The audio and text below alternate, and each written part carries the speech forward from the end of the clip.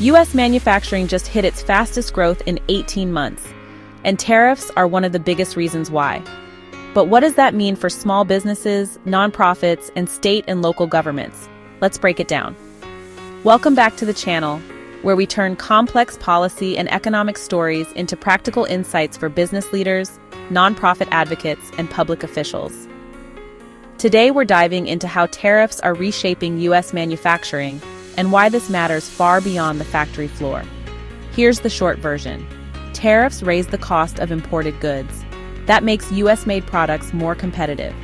Over the past year, tariffs on Chinese goods and other imports have nudged companies to shift production or purchasing back to U.S. suppliers.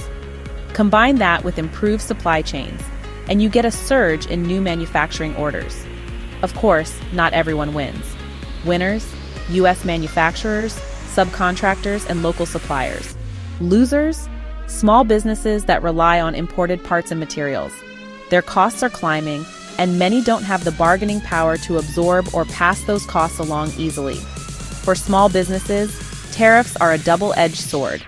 If you're a parts maker or machine shop, you may get more work as big companies reshore production. But if you're importing raw materials or finished goods, you're paying more. That squeezes your margins and makes pricing a constant challenge. This is why many small firms are now rethinking their supply chains, building in local options where possible.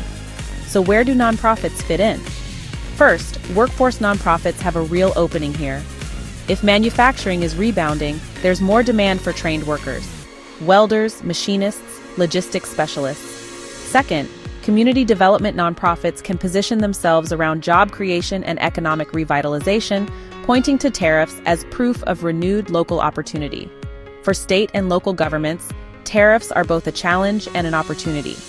On one hand, they can attract manufacturers with incentives, industrial parks, and workforce development funding. On the other, they need to be prepared.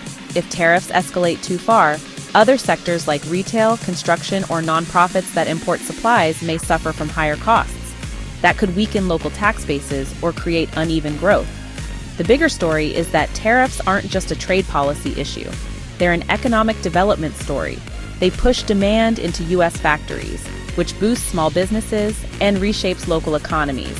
But they also raise costs for firms that can't adapt quickly.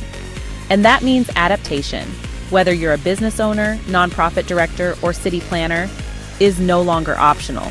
So here's the takeaway.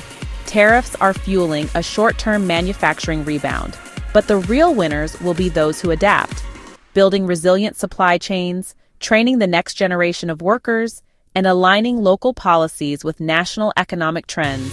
What do you think? Are tariffs ultimately helping or hurting your sector? Drop your thoughts in the comments. And don't forget to like this video and subscribe for more insights every week.